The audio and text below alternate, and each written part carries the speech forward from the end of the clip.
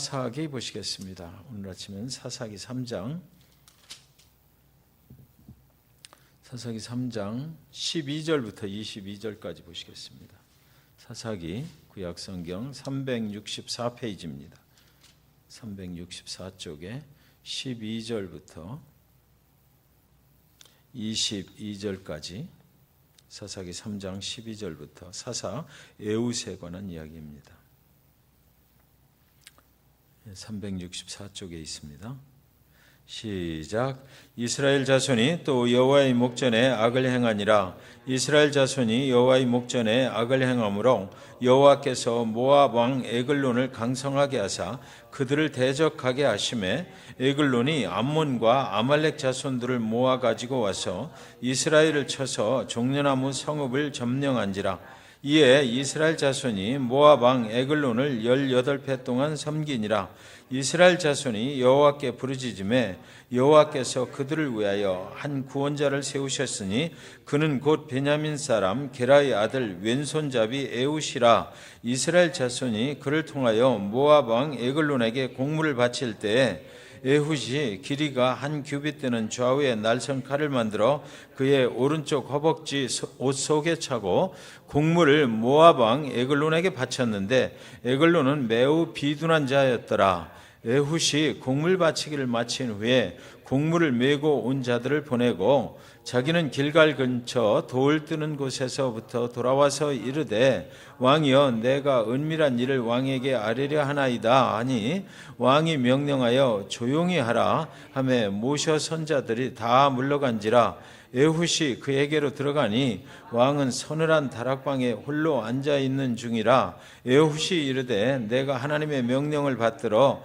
왕에게 아뢰릴 일이 있나이다 하매 왕이 그의 좌석에서 일어나니 에훗이 왼손을 뻗쳐 그의 오른쪽 허벅지 위에서 칼을 빼어 왕의 몸을 찌르매 칼자루도 나를 따라 들어가서 그 끝이 등 뒤까지 나갔고 그가 칼을 그의 몸에서 빼내지 아니하였으므로 기름이 칼날에 엉켰더라. 아멘. 사사기의 내용들을 오늘 말씀의 제목은 왼손잡이라고 깔보지 마라 이런 제목입니다. 우리 권사님도 왼손잡이시죠? 네. 권사님 깔봤다면 큰일 납니다. 성경에 있는 말씀이에요. 사사기의 내용들은 평화와 죄악이 계속해서 반복되는 내용들로 이루어져 있습니다. 사사 운니엘에 의해서 40년 동안 이스라엘에는 평화스러운 기간이 있었습니다. 그러나 이스라엘은 다시 또 죄악 가운데 들어가요. 이에 하나님께서 모압 왕 에글론을 일으키셔서 그를 강성하게 하십니다. 그리고 에글론은 암몬과 아말렉을 규합을 해서 이스라엘을 괴롭히는 것이에요. 여러분, 우리가 생각할 때에 이런 성경의 역사들을 우리는 잘 볼 필요가 있죠. 하나님은 하나님의 백성들이 하나님을 제대로 섬기지 못할 때에 우상을 섬기는 백성들을 사용을 해서 하나님의 백성들을 징계를 하시거든요. 참 이상도 하죠. 왜 하나님은 우상을 섬기는 백성들, 그러니까 현실적으로 우리의 삶에 적용을 해본다면 저와 여러분이 하나님 앞에 제대로 서 있지 못하면 우리가 저 사람은 정말 믿음이 없는 사람인데 저 사람은 정말 세상적으로 굉장히 악한 사람이고 그런데 라고 생각하는 그 사람들을 사용해서 우리를 징계를 하신단 말이에요. 하나님이 그런 역사들이 성경에 너무나 많잖아요. 이스라엘 백성들이 가는 곳곳마다 우상의 백성들한테 이방 백성들한테 그들을 내줘 버리고 이스라엘 백성들 하나님을 믿는 백성들한테는 참 이해가 안 되죠, 그게. 근데 하나님은 또 그렇게 하셔요. 우리가 생각할 때 전혀 믿음이 없는 사람들, 이런 사람들이 어떤 때 우리를 갈라놓기도 하고 이상하게 만들어 가거든요. 갈등을 막 일으키고. 근데 그게 원인이 하나님이 보실 때 하나님이 그 방법을 사용하시는데 그 원인이 우리 하나님을 믿는 백성들한테 있다라는 거죠. 참 하나님이 하시는 일은 우리가 이해할 수가 없는 적이 너무 많아요. 그래서 오늘 12절에 보면 이스라엘 자손이 또 여호와의 목전에 악을 행하니라 또 계속 반복되는 거죠. 이스라엘 자손이 여호와의 목전에 악을 행함으로, 여기 두 번이나 이걸 반복해서 기록했어요. 이스라엘 백성 때문에 그랬다는 거예요. 이스라엘 백성이 악을 행함으로, 여호와의 앞에 악을 행함으로 어쩔 수 없이 하나님께서는 또 그런 방법을 쓰실 수밖에 없었다. 여호와께서 모압 왕 에글론을 강성하게 하사 그들을 대적하게 하시며, 에글론이 여리고를 점령하고 이스라엘은 에글론에게 18년 동안 압제를 당하면서 조공을 바쳐야만 했습니다. 이스라엘 백성이 또 여호와의 목전에 악을 행하게 했으므로 이런 일을 하나님께서 하신 거예요.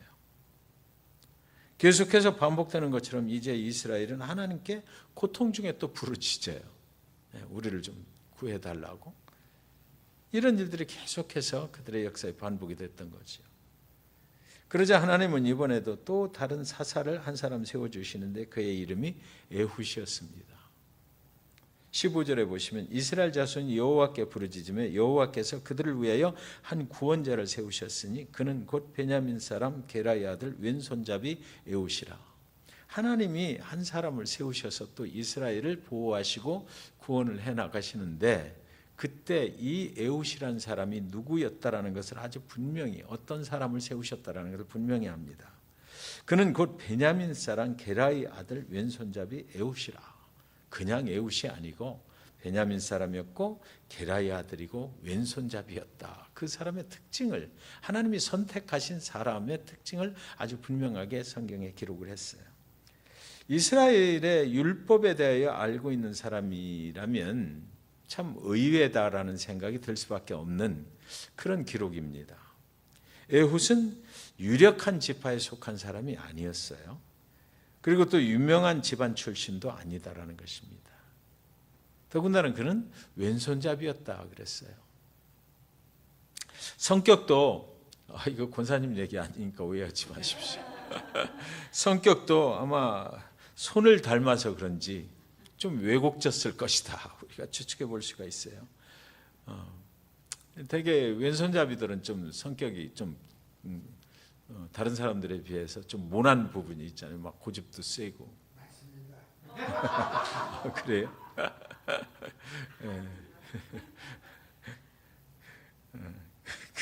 그런 분하고 같이 사시는 우리 집사님을 위해서 많이 기도해야 될 것 같습니다.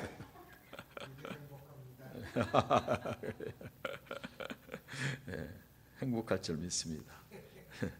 이스라엘 지파 중에서도 가장 작은 베냐민 지파 사람이었어요. 아주 평범한 사람입니다. 이런 인물이 과연 이스라엘의 사사가 되어서 민족을 구원으로 인도할 수 있을까 생각이 들 정도로 이 사람은 참으로 우리가 볼 적에는, 그때 당시에 이스라엘 백성들이 볼 때도 그랬을 거예요. 하나님은 왜 저 사람을 픽업을 하셨을까? 그런데 하나님은 그를 사용하시기로 결정을 하셨다라는 거죠. 사사로 부르심을 받은 에훗이 어느 날 한 규빗에, 그러니까 한 40cm 정도 되는 거죠. 한 규빗이면. 그런 양날 칼을 오른쪽 허벅지에 이렇게 찹니다. 그 왼손잡이면 왼손을 써야 되는데 왼손에 왼쪽에 차지를 않고 오른손에 찬 거예요. 몰래 감춰가지고 에글론에게 이제 곡물을 바치러 가요. 조공을 바치러 가는 거죠. 에글론은 아주 탐욕스러운 모습으로 지난 18년 동안 이스라엘의 곡물을 빨아먹어서 아마 그 사람은 둥둥 살이 많이 올라 있었을 것입니다. 에훗은 에글론에게 이제 가까이 접근을 해요. 왕이여, 제가 은밀히 드릴 말씀이 있습니다. 드릴 것이 있습니다. 에글론은 에훗이 자기에게 뭐 곡물 외에로 또 뇌물이라도 가져왔나 생각했을지도 몰라요. 그리고 또 에훗은 왼손잡이이기도 하니까 설마 왼손을 가진 사람들이 힘을 쓰겠나, 자기를 해하기야 하겠나 했을 것입니다. 그래서 믿거라 하고 신하들을 다 물러가게 하고 에훗과 독대를 하는 거죠. 19절에 보시면 자기는 길갈 근처 돌 뜨는 곳에서부터 돌아와서 이르되 왕이여 내가 은밀한 일을 왕에게 아뢰려 하나이다 하니 왕이 명령하여 조용히 하라 하매 모셔 손자들이 다 물러간지라. 혼자 남은 에글론이 에훗의 이야기를 들으려고 에훗에게 가까이 다가갑니다.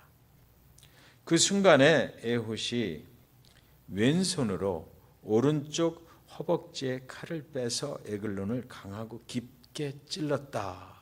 이 성경의 기록입니다. 전혀 예상하지 못하는 그런 일을 한 거죠.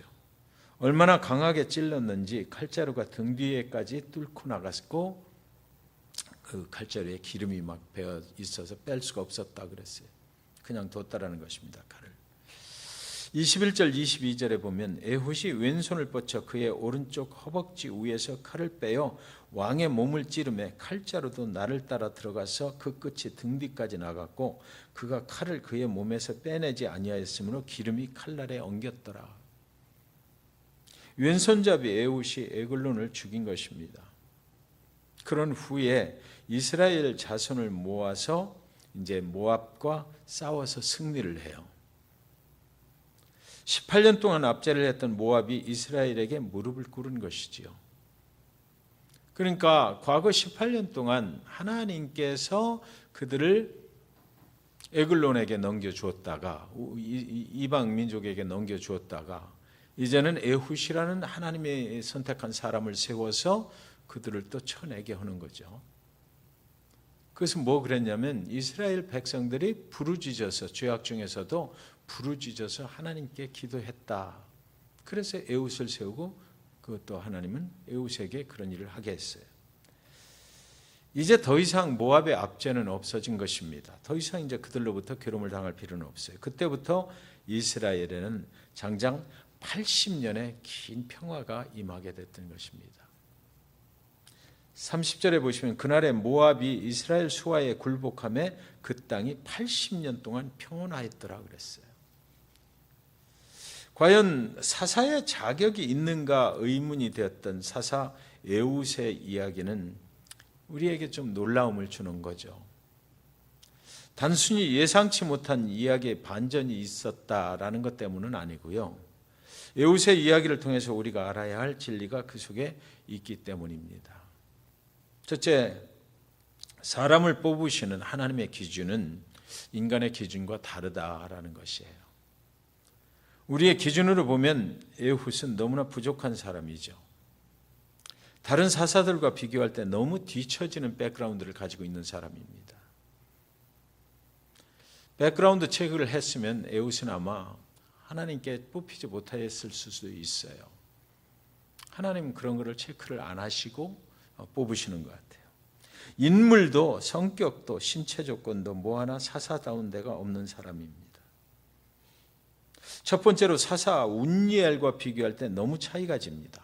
운니엘은 가장 유력한 유대 지파 출신이고요. 에훗은 가장 미약한 베냐민 지파 출신입니다. 운니엘은 갈렙과 연결된 명문 집안 출신이고 그러나 에훗은 게라의 아들로 아주 평범한 집안 출신입니다. 에훗은 신체적으로 결함도 가지고 있는 거죠. 왼손잡이, 히브리어 말로 이테르 야드 에미노, 오른손을 잘 쓰지 못하는 이라는 의미입니다. 하나님 앞에 있는 하나님의 백성들, 또 하나님의 성경의 기록 이런 것들을 볼 적에 사실 가장 하나님 중심이라는 말의 표현은 오른쪽이거든요. 항상 보면 오른쪽이었어요. 그런데 하나님은 왼손잡이를 사용하셨다라는 거예요. 그래서 학자들은 에훗이 왼손잡이가 된 이유가 아마도 오른손에 장애가 있어서가 아닌가 그렇게들 생각을 합니다. 추측을 하는 거죠. 태어날 때부터 뭐 왼손잡이가 됐던 게 아니고 이 사람은 뭐 오른손을 잘 쓰지 못하는 자라면서 오른손에 장애가 생기는 바람에 어쩔 수 없이 왼손을 써야만 했던 그런 사람인가 보다 추측을 하는 겁니다. 지금이야 왼손잡이가 문제될 것이 하나도 없지만 당시에는 왼손잡이는 놀림거리였다라는 거예요. 우리 어렸을 때도 그랬잖아요. 사실 한국에서 뭐 왼손잡이들 보면은 밥 먹을 때 왼손으로 먹으면 막 엄마가 막 오른손 쓰라고 그러고 그랬어요. 그리고 에훗이 속한 베냐민 지파의 뜻은 오른손의 아들이거든요. 베냐민의 뜻이 오른손의 아들이에요.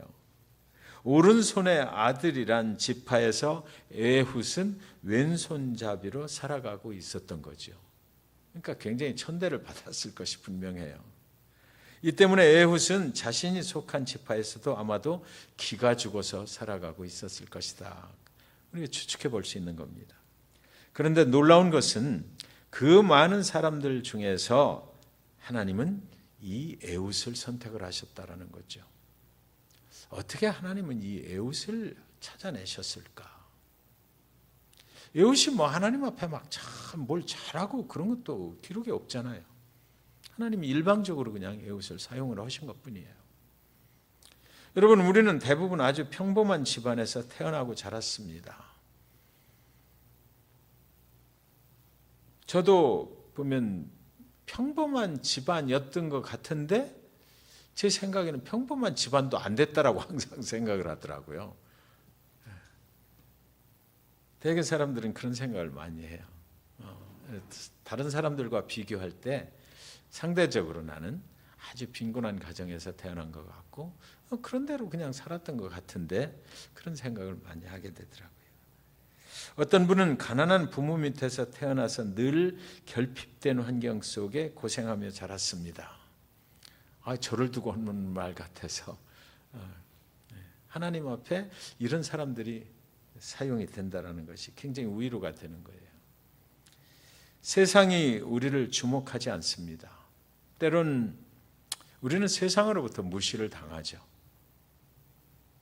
그런데 오늘 본문 말씀은 뭘 얘기하는 겁니까? 그러나 괜찮다라는 것입니다. 세상이 우리를 어떻게 대하든 어떻게 보든 그것은 관계없다라는 거죠.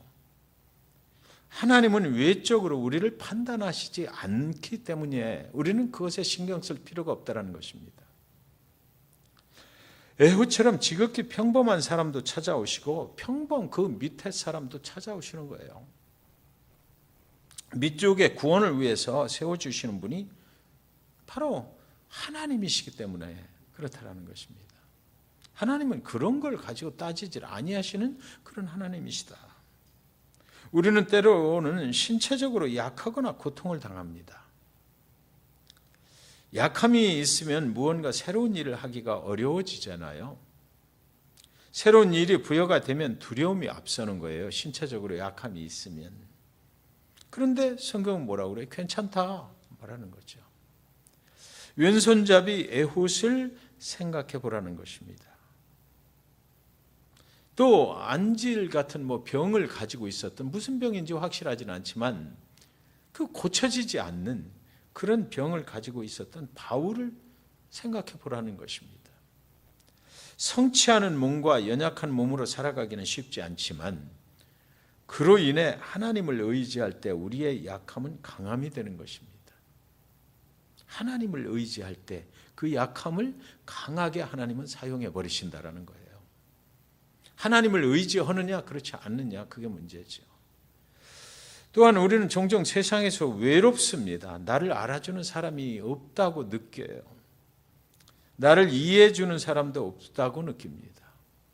이런 외로움이 계속되면 점점 더 감정적으로 고립을 경험하게 되는 거죠. 그러나 절망하지 말라라는 것입니다. 우리는 혼자가 아니라는 것이에요.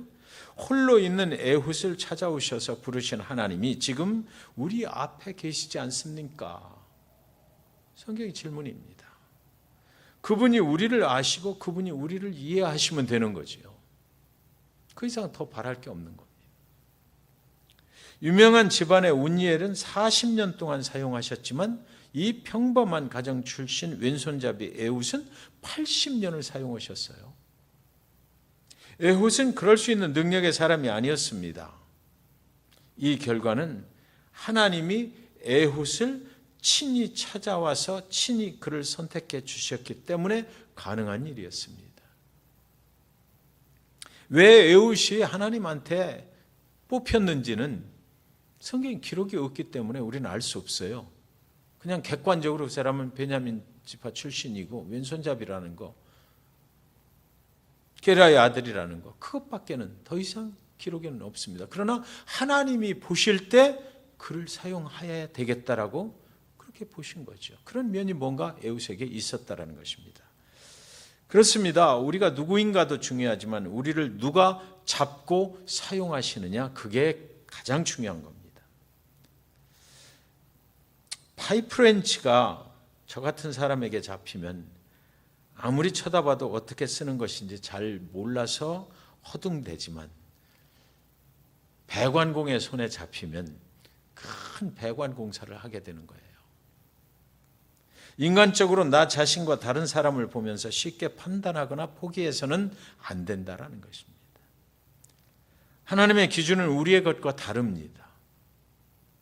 오늘 자신이 평범하고 약하며 외진 성격이라고 좌절하며 움츠린 인생을 살고 계신 분이 있다면 에훗을 찾아오신 하나님을 생각해 보시기 바랍니다.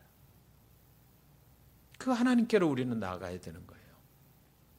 있는 모습 그대로 하나님께 내 마음을 열고 나를 붙잡아 달라고, 하나님, 나도 하나님 앞에 쓰임 받기를 원합니다 라고 그렇게 기도하시기 바랍니다. 그분이 반드시 우리를 찾아와서 우리를 선택해 주실 때가 있다는 것이에요. 두 번째로 오늘 본문 말씀을 통해서 하나님은 선택할 뿐 아니라 한계를 극복할 힘도 주신다라는 겁니다. 지혜도 주시고, 하나님은 인간적 기준을 초월하여 사람을 선택하셔요. 그뿐만 아니라 택하신 사람에게 스스로의 한계를 넘는 힘을 주십니다. 하나님이 가지고 계신 그 능력과 지혜를 더해 주셔서 하나님의 일을 거뜬히 할 수 있도록 만들어 버린다는 것이죠. 이스라엘 백성은 에훗을 통해서 모압 왕 에글론에게 공물을 바쳐야만 했어요. 공물을 바치는 그 기회를 하나님은 이용을 해서 아주 큰 이스라엘 역사에 큰 일을 이루어 버리셨잖아요. 하나님은 에훗에게 지혜를 주셨습니다. 왼손잡이가 오른쪽에 칼을 차고 들어가게 만드셨어요. 그래서 그 에글론의 추측을 방불케 하는 그런 일을 이루신 거죠.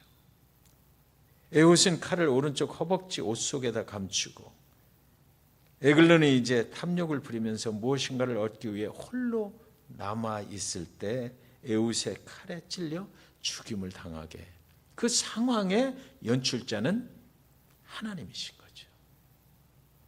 그런 생각을 갖게 하시고 그런 지혜와 능력을 주신 거예요. 에훗은 이 상황에서 어떻게 짧은 시간 안에 안전하게 그곳을 빠져나왔을 수 있을까? 성경을 읽어보면 뒷문으로 빠져나간 거예요.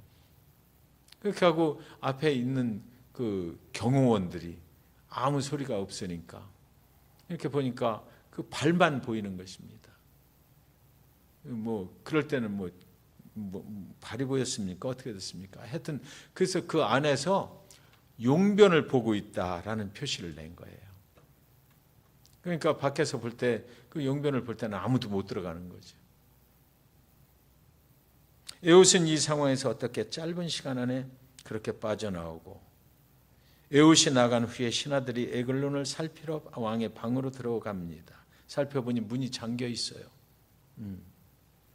그들은 왕이 그의 발가락을 가리운다라고 생각했다라는 것입니다. 이 표현은 지금 왕이 용변을 보는 중이다라는 표현입니다.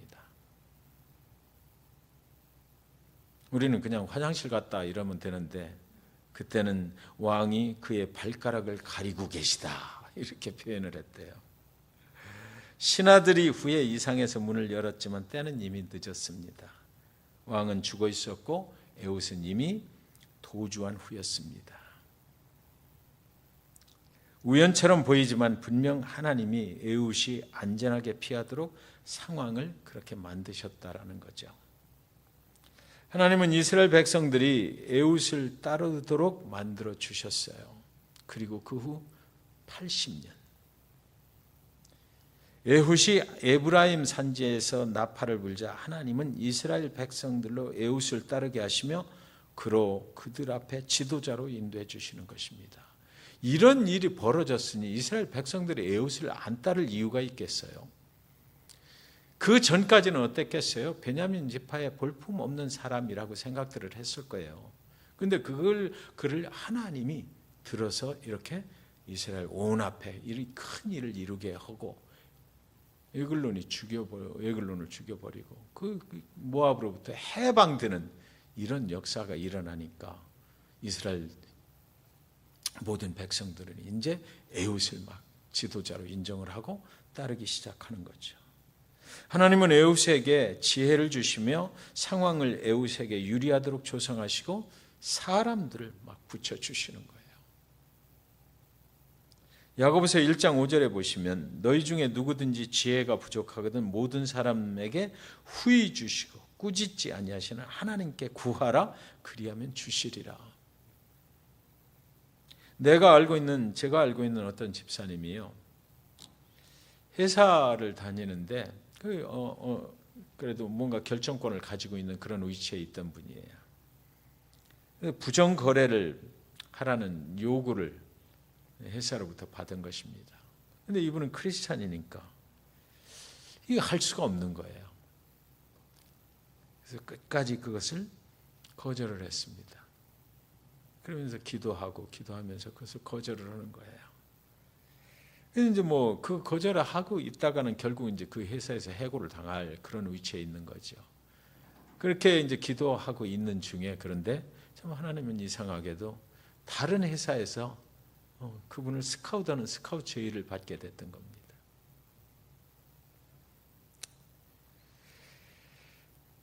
그리고 회사를 이제 그쪽으로 옮겼죠. 회사에서 압력이 너무 심하니까 그 스카우트 제의를 받아가지고 이제 옮겼어요. 그런데 결국 그분이 나가고 그 회사는 그 부정 거래를 성사를 시켰어요. 그리고 나서 얼마 후에 그 회사는 그 사실이 세상에 드러났고 그 관련자들이 법적인 처벌을 다 받게 됐던 거죠. 여러분, 하나님이 하나님을 믿는 자들을, 하나님을 의지하는 자들을 그냥 두질 않으셔요.